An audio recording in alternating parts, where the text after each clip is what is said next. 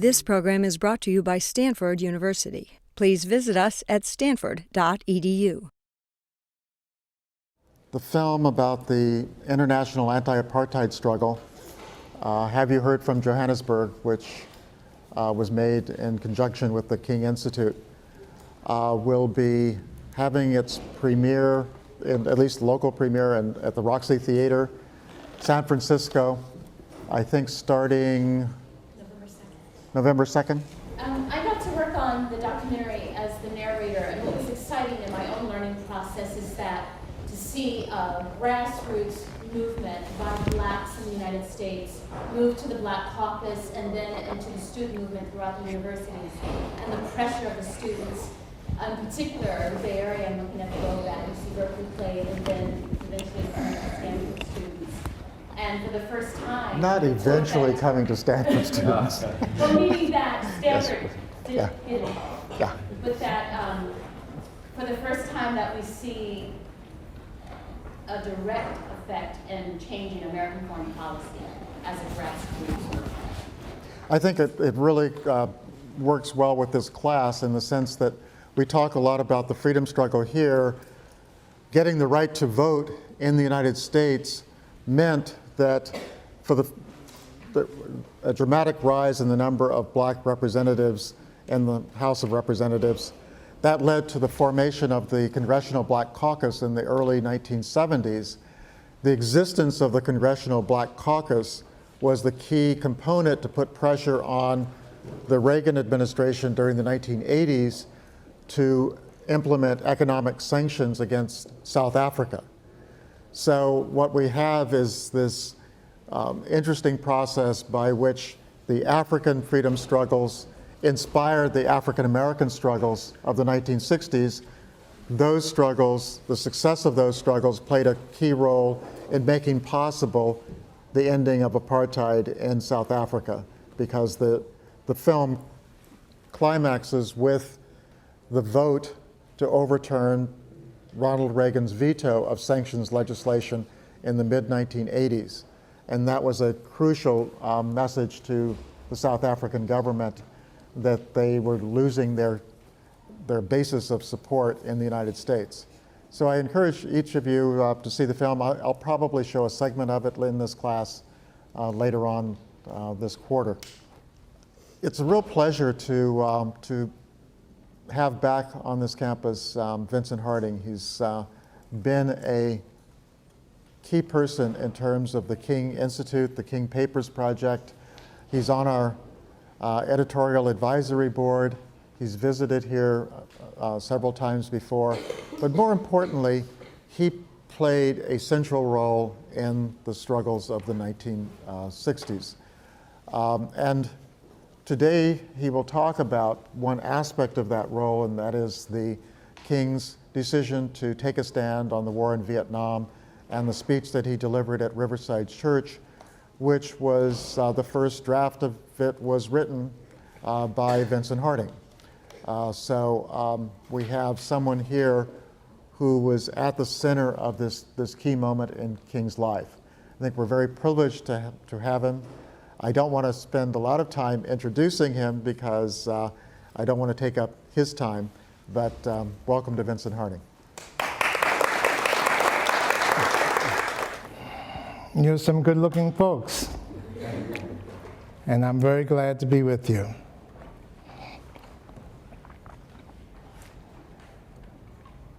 Over the years, I have found it more and more impossible to start anything that I'm involved in without music. And so I would like to start our session this morning with one of my favorite pieces of music from one of my favorite women, Nina Simone. And I wish I knew how it would feel to be free.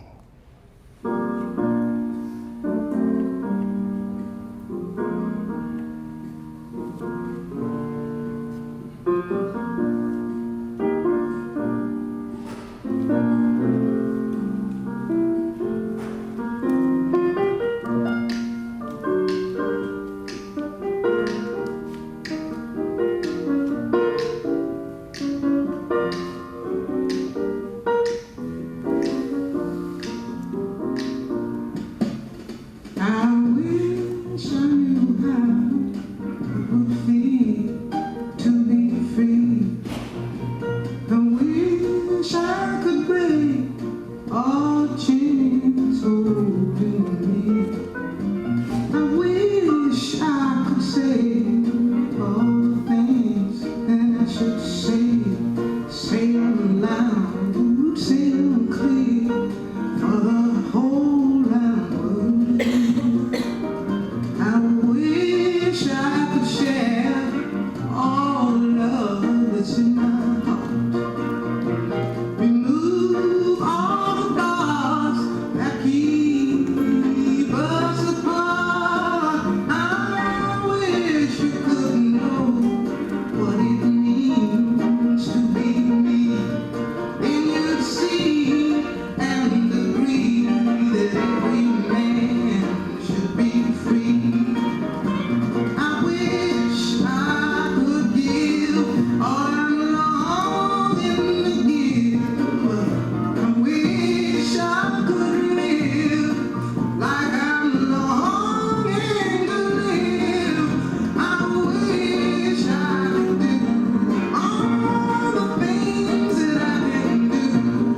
Though I'm able, I'd be starting anew. Well, I wish I could be like a bird in the sky. How sweet it would be if my mind could fly. Soar to the sun and look down at the sea. When I sing, 'cause I know that. When I say hey, 'cause I know that. When I say hey, 'cause I know how it feels. I know how it feels to be free. Yeah, I know how it feels. That's how I know how it feels. How it feels to be free. I saw some of you taking a deep breath after that was going off. And if we had all day, I would ask some of you what you were feeling and thinking as you were listening to that. But we don't have all day, and so I can only imagine what you were feeling and thinking and what that meant to you. But maybe there's just somebody who is insisting on saying something about what that meant to them. Anybody here who feels a sense of insistence about responding to Sister Nina? Yes, my friend. It really, as a Japanese American with family who was interned and having a different kind of repression, it really brings to mind the different types of repression and struggle that many different people have. Not just the civil rights movement, which this clearly strikes me, but it also kind of reminds me of other struggles that other people have. Oh, that's beautiful. Do you know where members of your family were interned? Yes. Where was one of the places? Manzanar. Okay. Poston and Tokyo. Oh, I'm glad you know that history, Christine. Good. Good.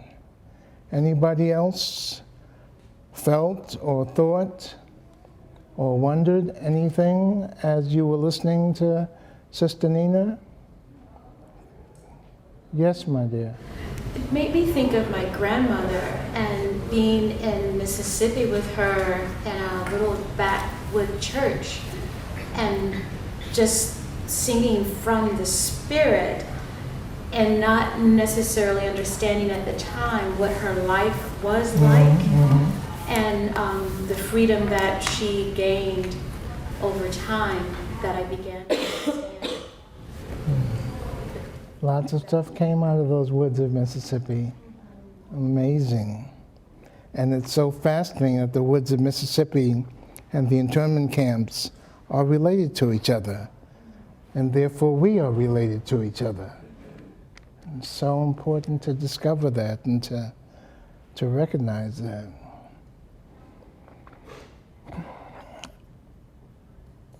Well, I would like to continue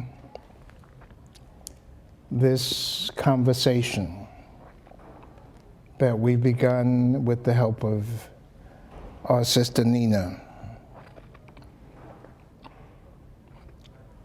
I'd like to continue it partly because I am deeply convinced that strange and marvelous intellectual of the 20th century named Hannah Arendt was very, very right when she said, "It is when we are in dialogue that we are most human." Not when we're shouting at each other, preaching to each other, lecturing to each other, but when we are in dialogue that we are most human. And it is partly because I am trying to find as many ways as I can to be human that the dialogue is important to me. Hearing where you are coming from, whether an internment camp or Mississippi backwoods, and sharing something about where I'm coming from and where our brother Martin was coming from. And it's not only this matter of our humanity, which builds through the dialogue, through the hearing each other, speaking to each other, being present to each other. But a very wise person said, again last century, that it is in the process of dialogue that we establish the building materials for an authentic democracy.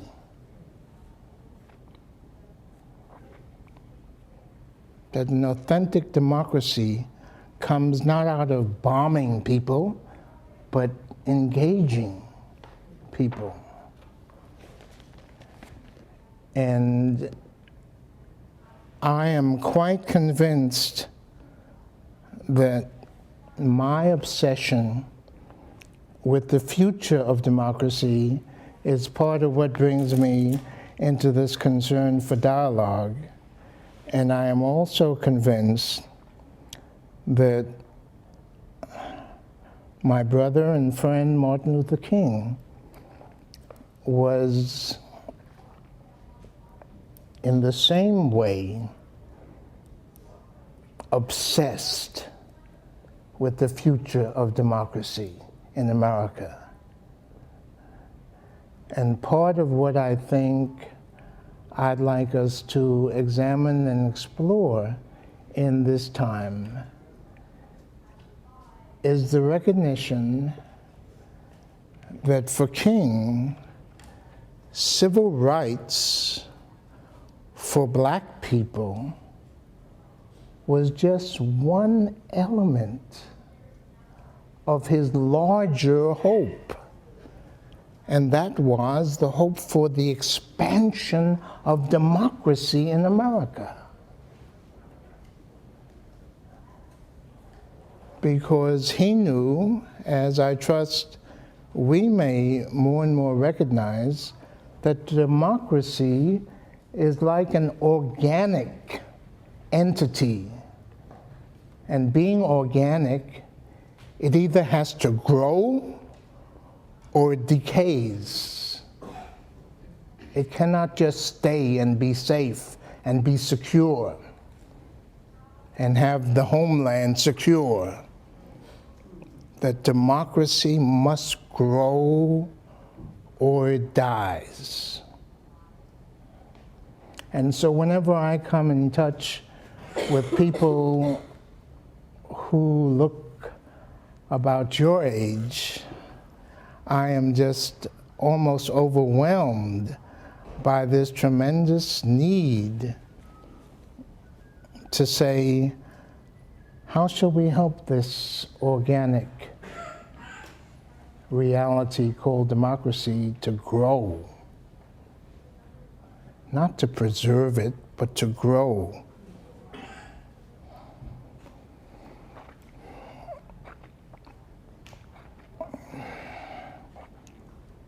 And it's in that context that I want to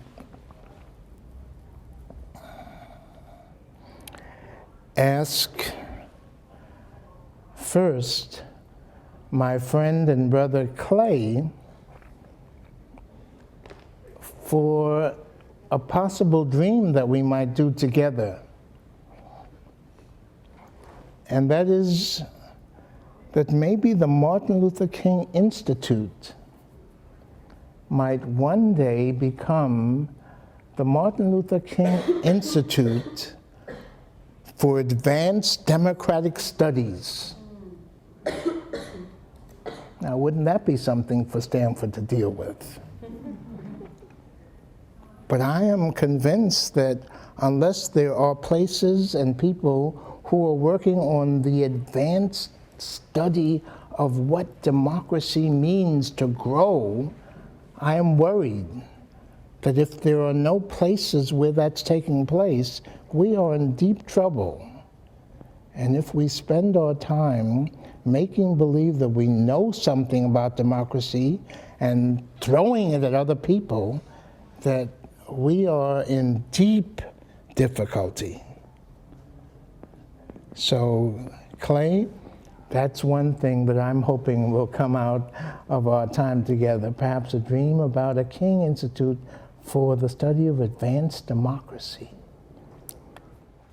I am really very, very glad for the sharing that you all have done. And can you imagine what it would be like to hear all of these minor stories? Because we've all got them. And part of our great need as human beings is to tell them and to hear them. And yet there is something about the kind of world in which we live that keeps us from telling and keeps us from hearing. So maybe part of the development of democracy must be the building of more and more settings like this where we can tell and hear our stories. I'd like to move from the base of the stories to ask you something else now that is of particularly interest to me and a part of my agreement with my dear brother, professor, to work our way towards Martin Luther King Jr.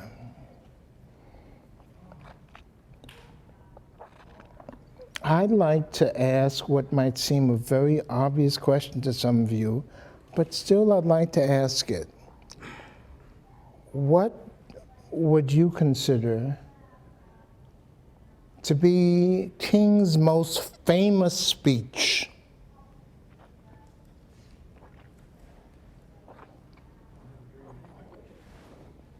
Mr. Director?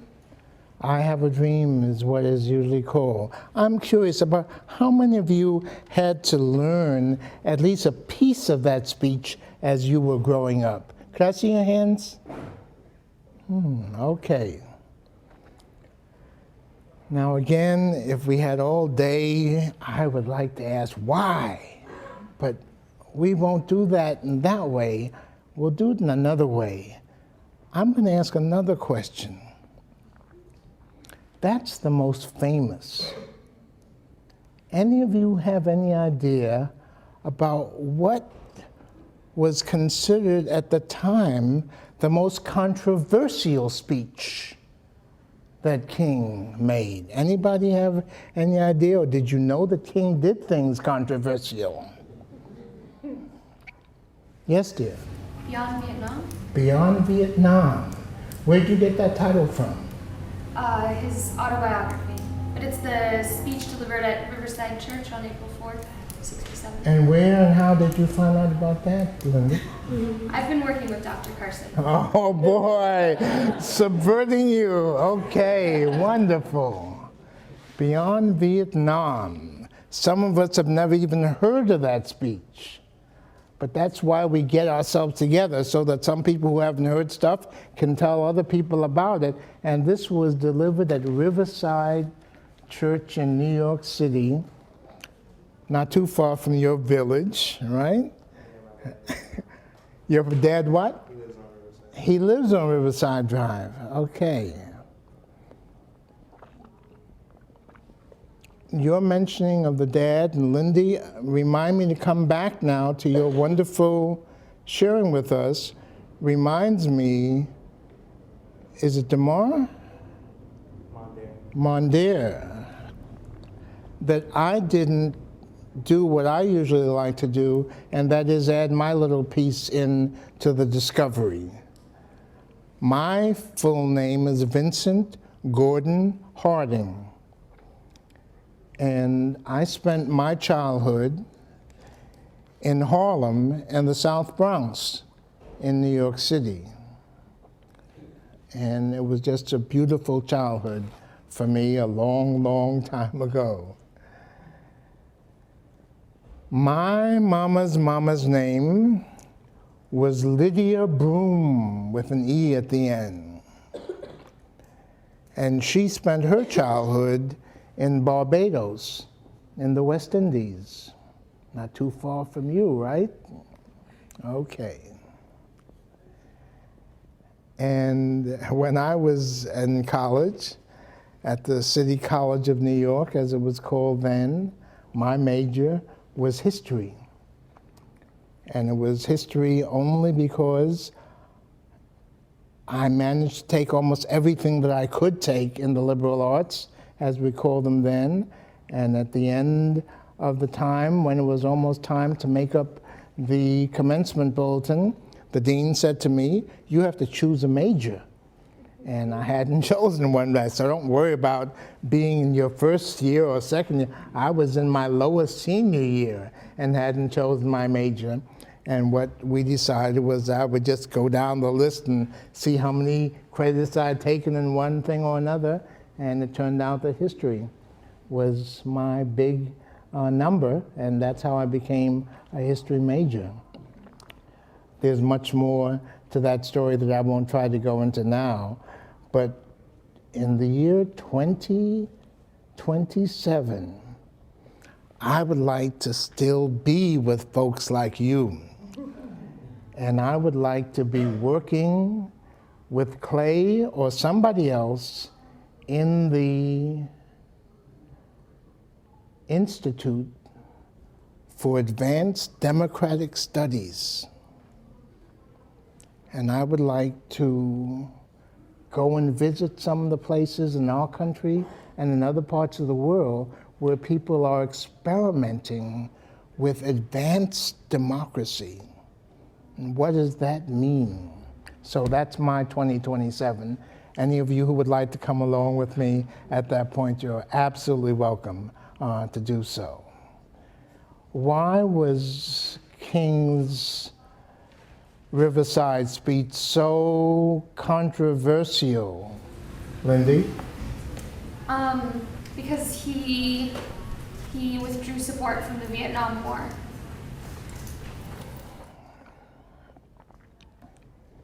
Lindy, my guess is, in fact, I'm fairly certain that he never gave support to the Vietnam War, okay? I knew Martin Luther King as a friend and a brother and a neighbor in that period,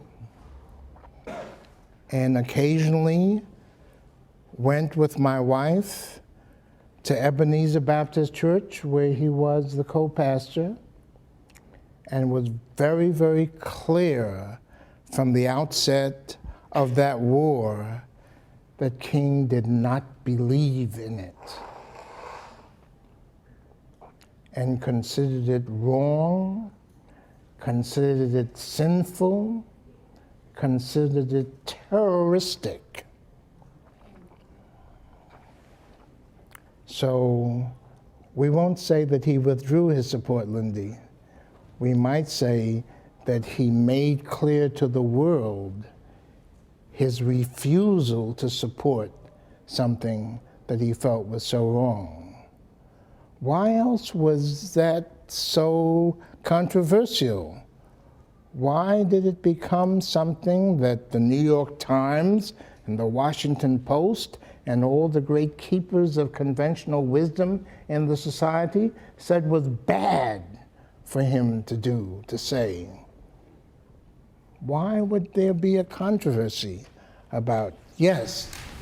Because blacks have been trying to disassociate themselves from communism for so long, and so for someone to come out and sort of denounce a war against communism was really dangerous at the time, probably. And also the president was supportive of some civil rights policies, but he was also supportive of the war, so it would probably be viewed as a slap in the face. Very, very thoughtful. By the way, if you really want to know as much about this as you can, and as much about King and his thinking about these things as you can, in addition to Professor Carson, you have a tremendous resource sitting back near the wall there.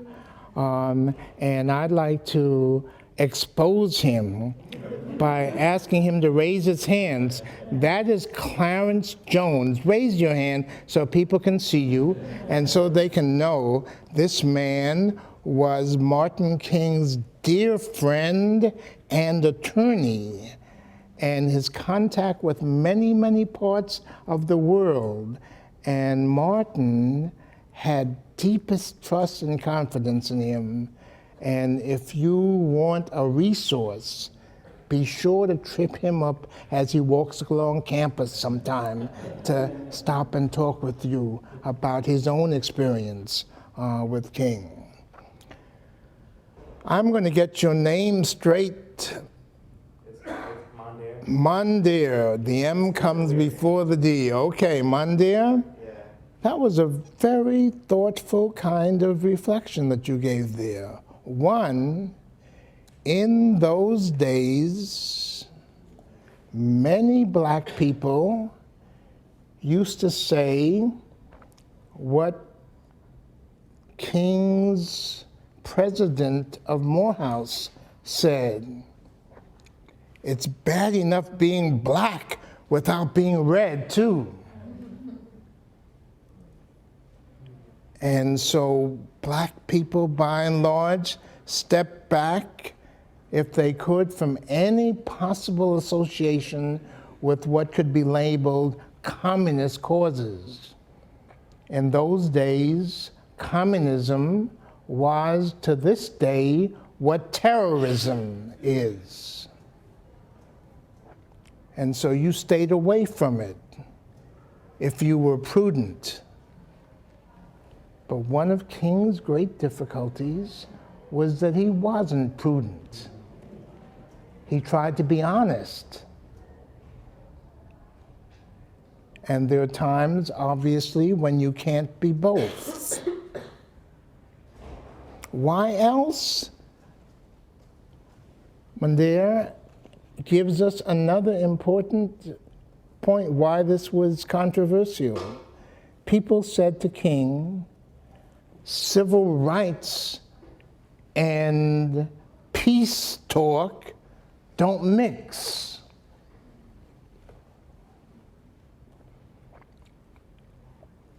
What some of them were really saying, and Mandir was too kind to put it this way, what they were really saying was, King, we have given you permission to talk all you want to talk about colored things, about Negro things, but we have not given you permission to talk about foreign policy.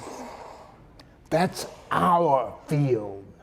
We white Americans are the ones who deal with such things.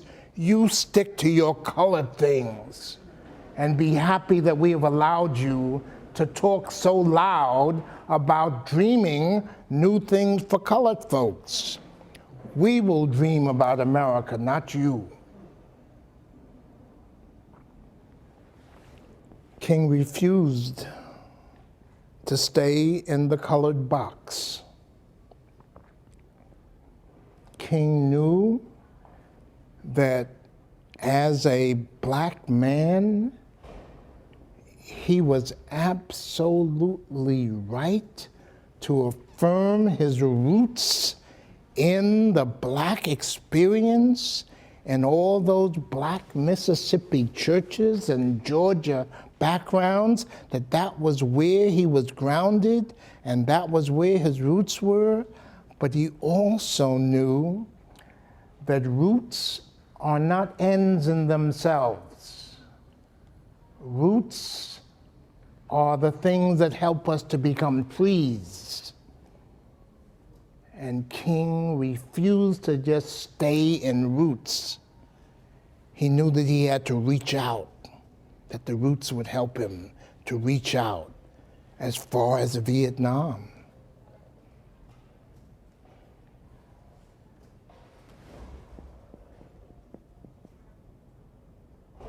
King was controversial because Mondier mentions a very important point.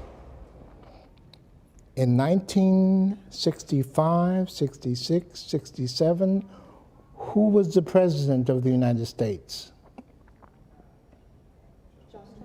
Lyndon Baines Johnson.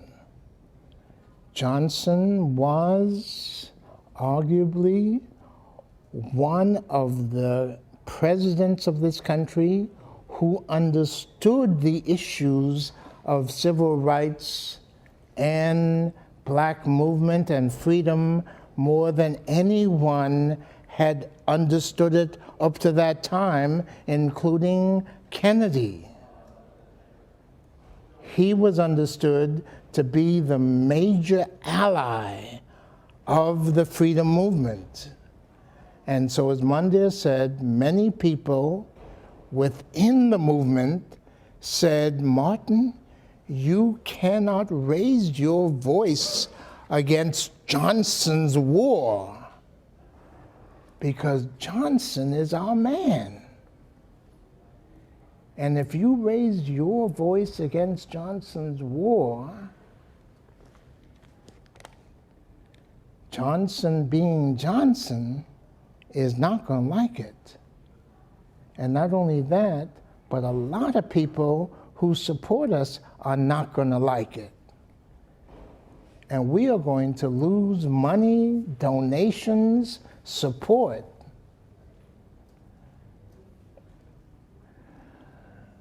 That's all part of the controversiality of King's speech that you never were asked to memorize as you were growing up.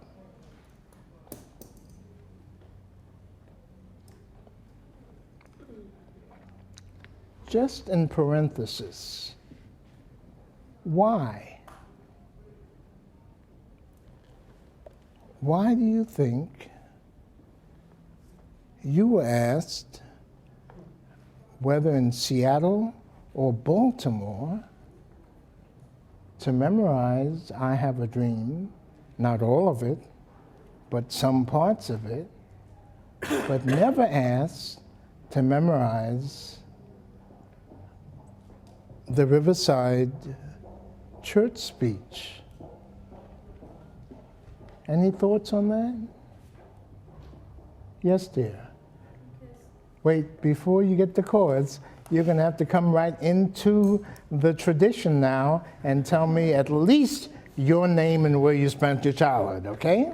Atlanta, wonderful. I lived in Atlanta for 14 years. Yes, yes. It was even greater then because we were trying to transform it. We were trying to transform it so that you could be in it and ready for it, and it could be ready for you. Go ahead. Well, just think about it. Like, speech going against the war is, it's still now like going against the war is seen as like un-American. Mm-hmm. If there's a war in America, you're supposed to be for it. You're supposed to support it. So having kids memorize a speech about going against the war was seen as un-American, well as a speech about I have a dream with now common, I guess, like American values. It's like we should all be happy. We all should love each other. Blah. You have any idea why King was against the war? His whole mission, like his whole dementia, like it's war, it's killing others, it's injustice, like just to, especially to have, he was equating to terrorism to like start a war on innocent people. It's almost kind of creating the same situation that it was in the United States, like where you're oppressing people for economic value or for someone else's gain. Victoria, thanks for wrestling with that. That's very, very helpful. Yes, Christine? Wasn't it also that it was suppressing other people of color? All right. And it had to do with the imperialism in Asia and the freedom struggles for independence in Africa and that international link that came out. That was another part of it. King, all of his life, was very aware of the anti-colonial struggles going on all over the world. It's very important to know this about King. King was never confined simply to this country, and certainly never confined to the South, and certainly never confined to just what black people in the South were doing or white people were doing. He always had this much larger vision of what was going on in the world, especially the world of beaten up people. This was one of his major characteristics, that he cared about beaten up people.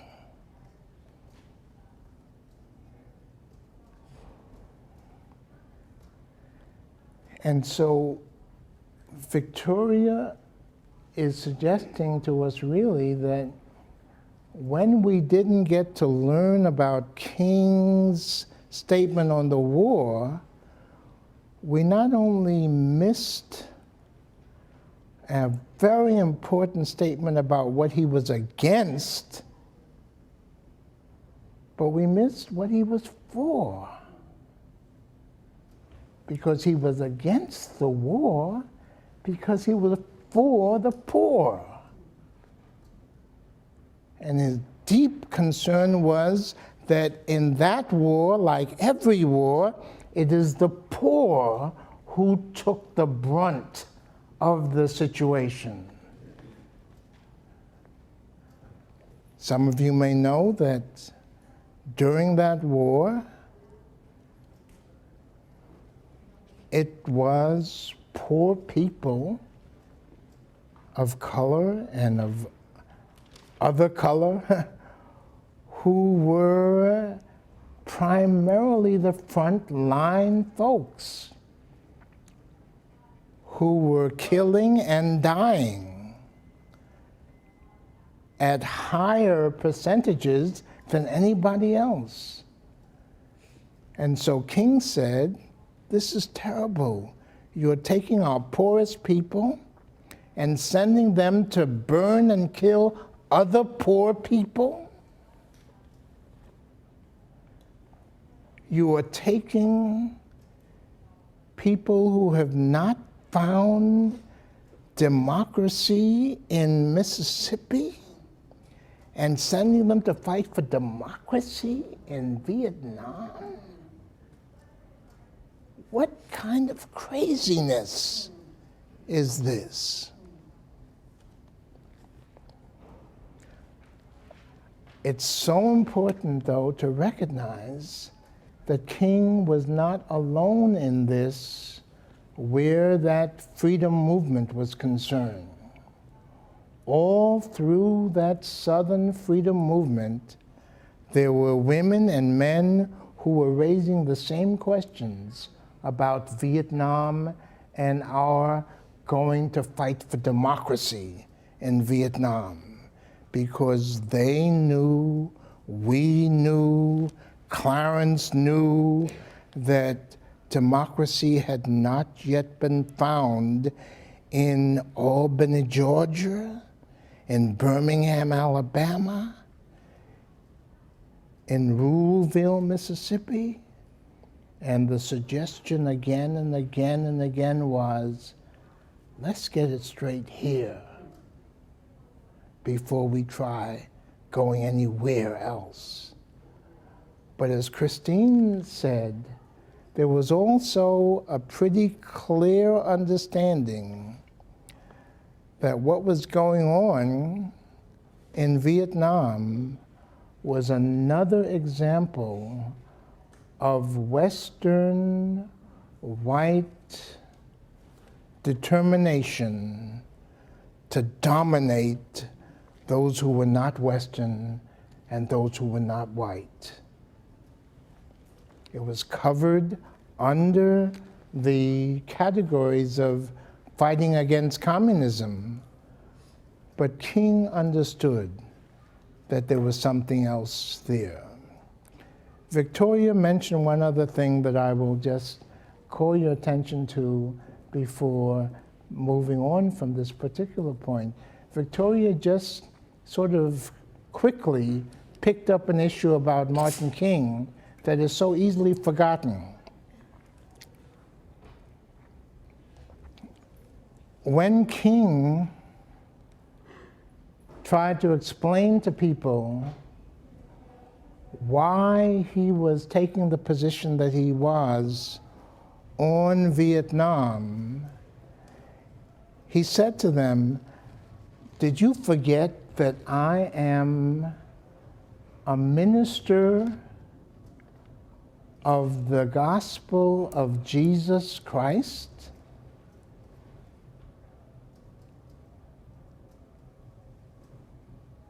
Now, what could that have to do with his opposition to the war in Vietnam?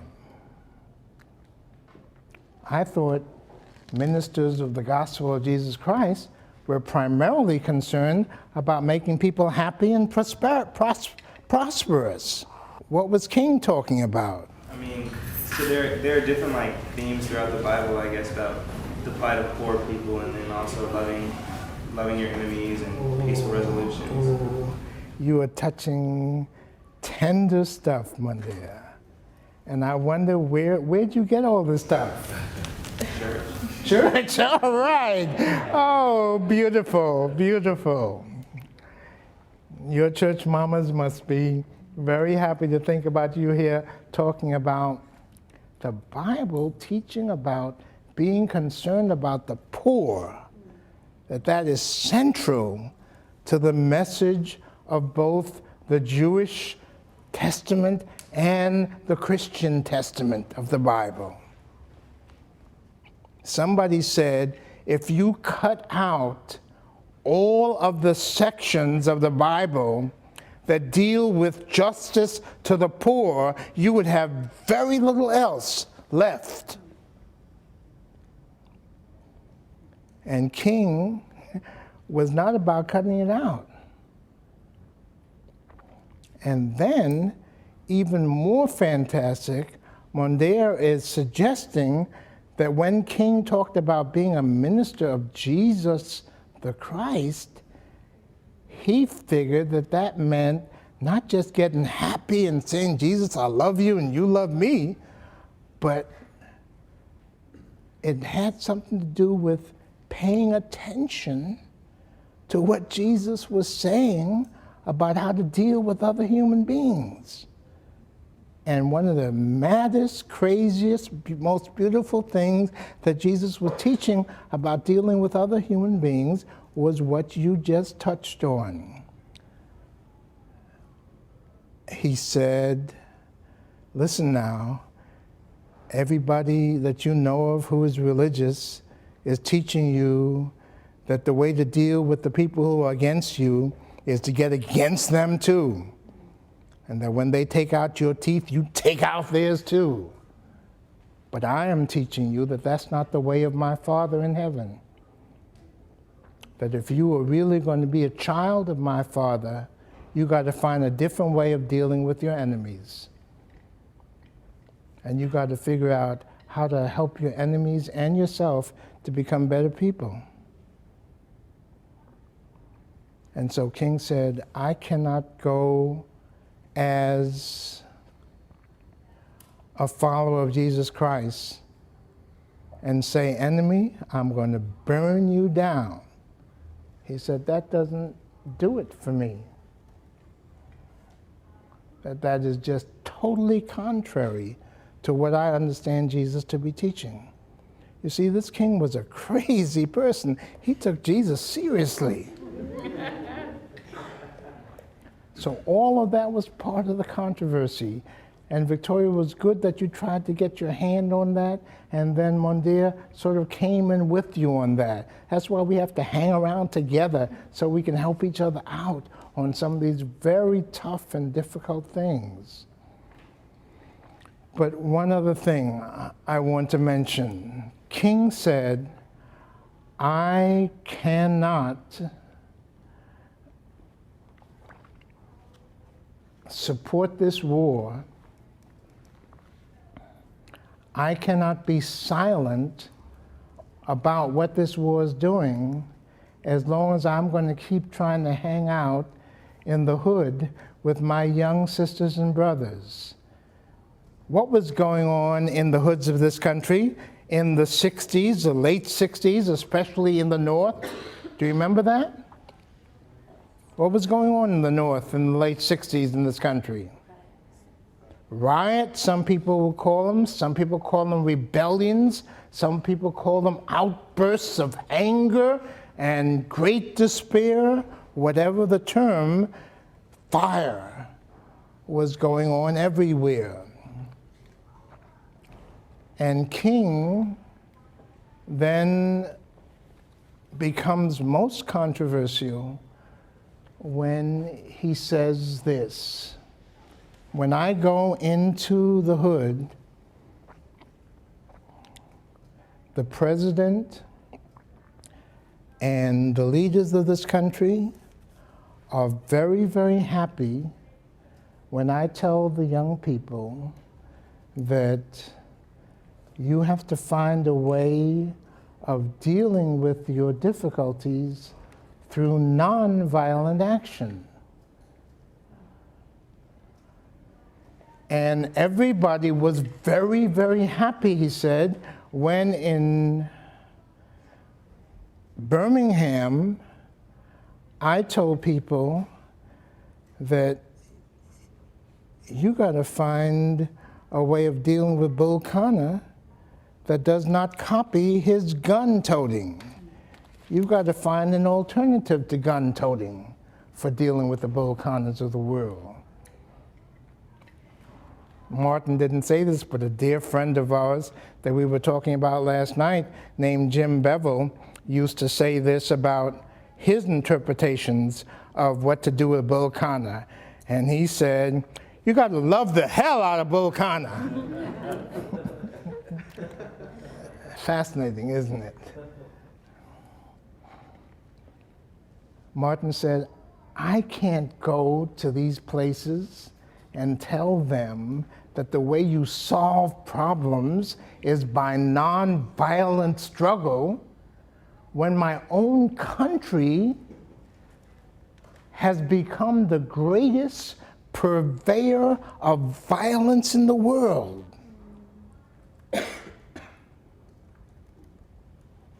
And these young men and women know that.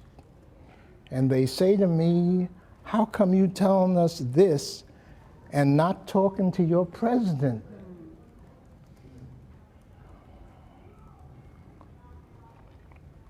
All of this was part of what King was involved in, you see, in that in that document.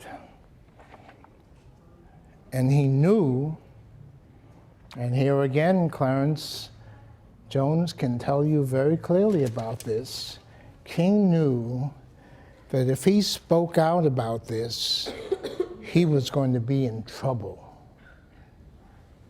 with all kinds of people who had been saying, we believe in you, but you're just going too far with that nonviolent stuff now. And you're going too far with that love stuff. Loving gooks? What are you talking about? Loving Viet Cong? What are you talking about? King knew that he was in trouble, and yet he continued to go that path.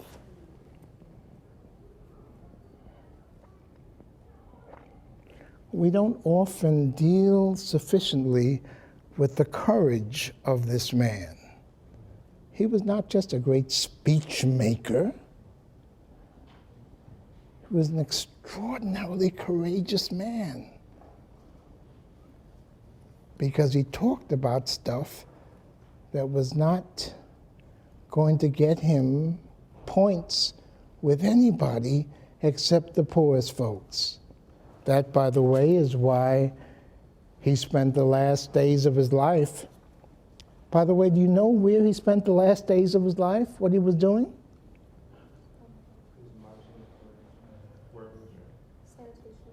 He was working with what we call now sanitation workers. In those days, they were garbage workers. And this is what a PhD from one of the major universities of this country thought he should be doing with his life.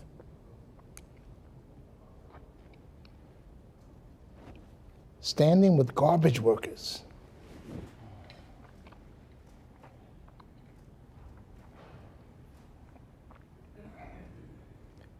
It goes back to Monday's very interesting biblical exegesis for us, that people who hang around that document could get crazy ideas about what life is for.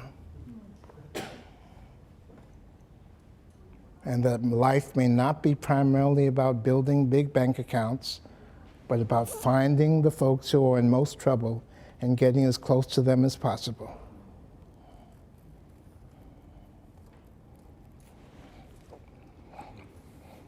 We are almost to the end of our time, and I should just do two other things. First, in terms of what I've been putting out through my questions to you, what kind of questions do you have for me?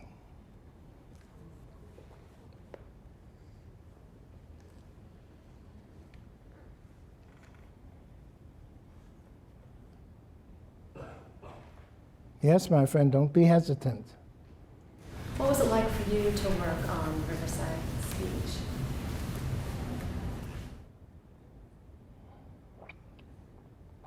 Kate, it was a great privilege.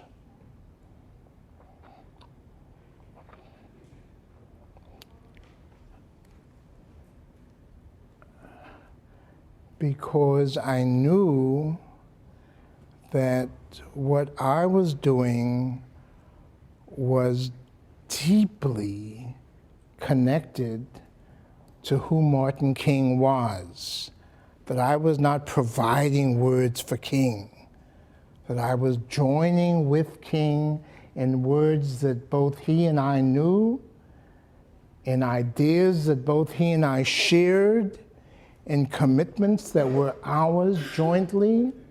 And because at that moment in history, he had many, many things that he was trying to do, especially around the development of the Poor People's Campaign, that he simply did not have time to sit down and do the long kind of speech that was required at Riverside Church in New York. And so because we knew each other, because we trusted each other's understanding of what the war meant and what it didn't mean, because we had very, very similar commitments. He felt free to ask me to draft this. In a sense, he was saying, draft this for us, Vincent. This is us. And I felt very, very privileged and blessed, to use an old-fashioned word, to be invited into that process with my brother. So, my dear, that is what I would say at this point. There's a lot more that I could say about what happened when exactly a year from that day he was assassinated, but I won't go into that now. Yes, please. So my question is, you mentioned that communism in that era was like terrorism today. Mm-hmm. And so I want to know what other connections you see between that time and this time in reference to, so I guess the political situation, so like the Iraq War and terrorism and things like that, but also the relation of people of color to that. Because there's still maybe a large population of people who are in things like this. So. Thank you very much for the question. The connections are powerful. But you know, Naima, what I'd like to do is come to that connection by going back even further to someone who you would never think of as relating to Martin Luther King Jr. I want to go back to the beginning of this country and go back to somebody who was not as wise as he thought he was, but was pretty wise, by the name of Benjamin Franklin. And I bring him because I think he is connected to where we are now.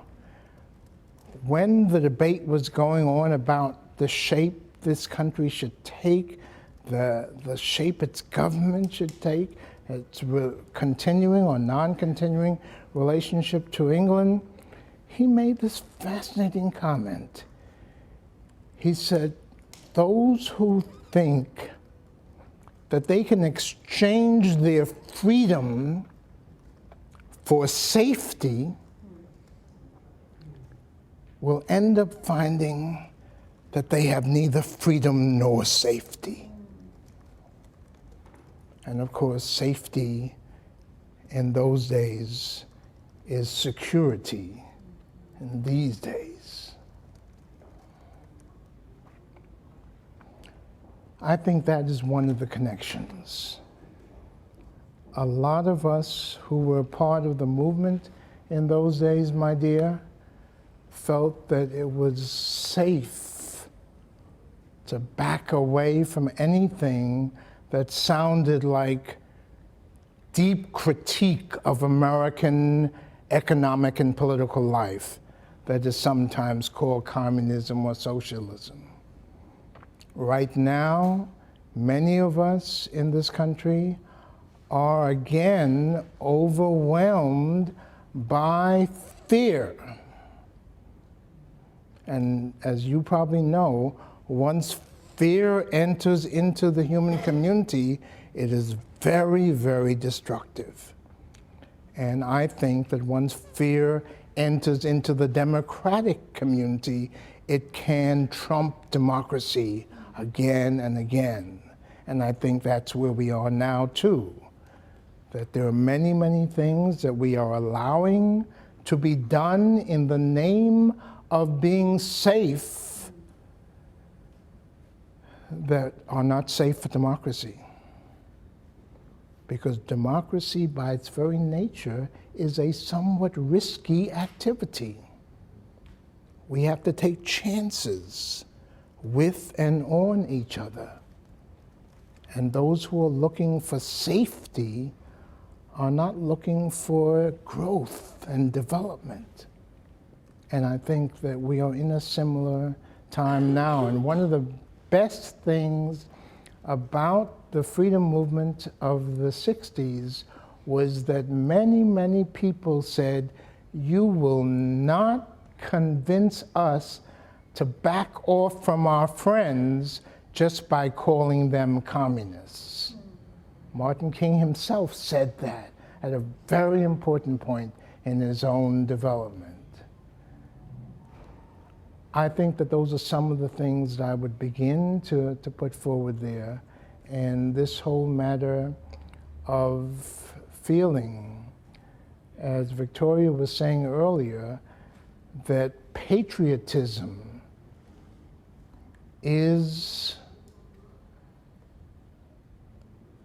the thing that is above everything else, is also very, very dangerous. My country, right or wrong, is not the way of democratic development. One of the reasons why Martin King asked me to draft that Riverside speech was because of a letter that I had written to him and the SCLC convention of 1965 about why we should speak out against the war in Vietnam, but even more importantly, why we should speak out for the Vietnamese people and their struggle. And something is being published in the next couple of months that's going to include that letter that I wrote in '65 and that King sort of kept in dialogue with me about. And I've asked our sister, maybe if you could just read some of it. I'm not sure to say how much. Maybe I'll just stop you at the point when it seemed like it might be too much. But here is the letter that, in a sense, opened up a new stage of the discussion that Martin and I were having for a long time, and that I tried to take to SCLC. What a wonderful voice to be given to myself. Thank you, thank you. An open letter of concern to the SCLC convention in Birmingham. Dear friends, for a variety of personal reasons, I could not be present with you in the city where some of us experienced so many anxious, frustrating, and rewarding days together 2 years ago. In spite of my need to be absent, I am sending this letter, for I have some urgent concerns to share with you. I believe there is no more opportune moment than the present one of this organization to speak clearly and forcefully to the issue of the war in Vietnam. Dr. King has already begun to be heard on this subject, but I believe the entire organization must stand with him here, and I shall try to suggest why this is my conviction. It is my personal opinion that our nation is wrong in what it now does in Vietnam, and has been wrong for more than 2 decades.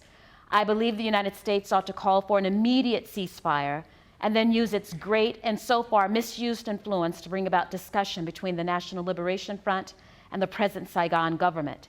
These are the primary protagonists in the long run in Vietnam, and all our talk of readiness to negotiate unconditionally with any government denies that essential reality. I believe, too, that we as a nation are called upon to repent of the arrogance that took us into Vietnam in the first place. We need to declare publicly that we are wrong to refuse to recognize the newly independent Republic of Vietnam in 1945, when there was no communist China. We were wrong to finance the French in their effort to reconquer the Vietnamese colony after the war. We were wrong to try to sabotage the Geneva Agreements of 1954. We were wrong in supporting the bloody anti-communist, anti-opposition purges of Premier Diem.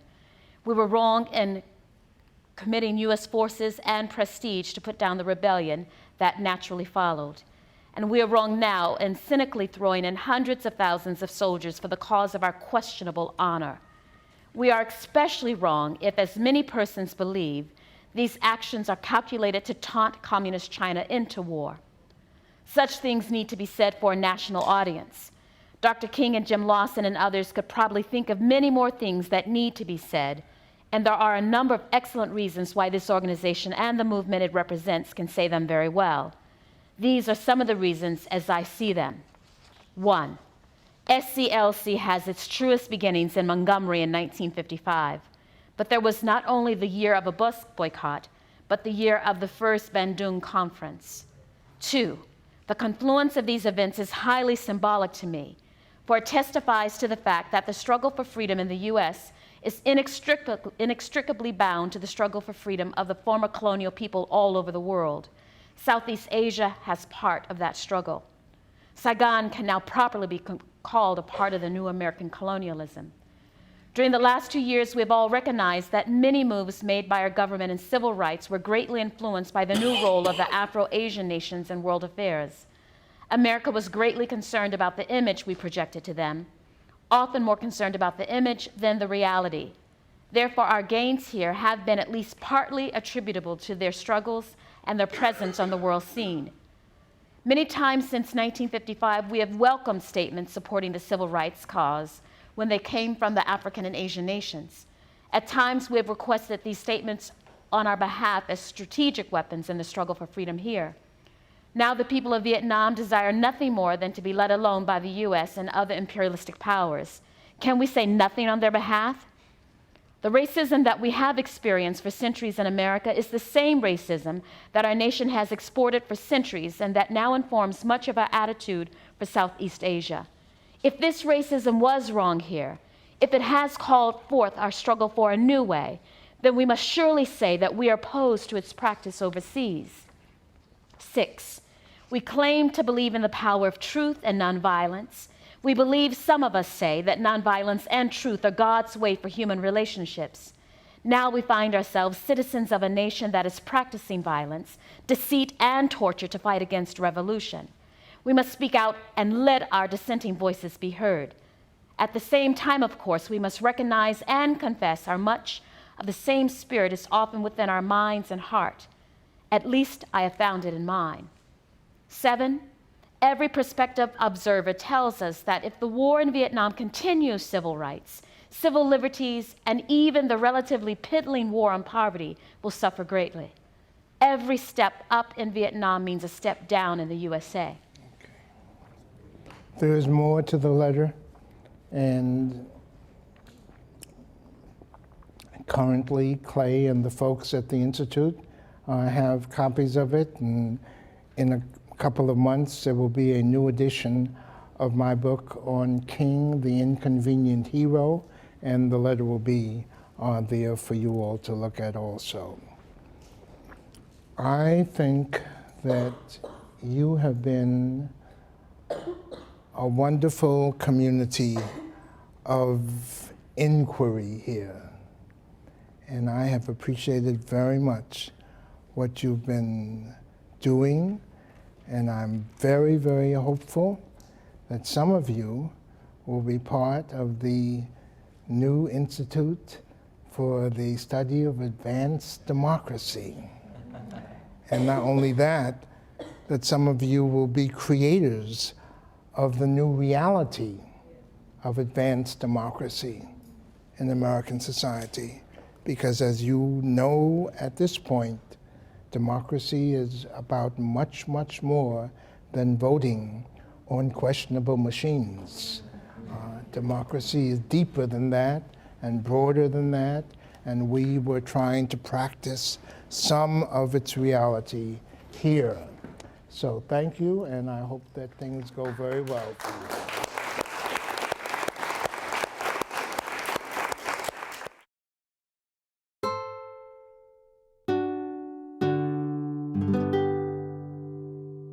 The preceding program is copyrighted by Stanford University. Please visit us at stanford.edu.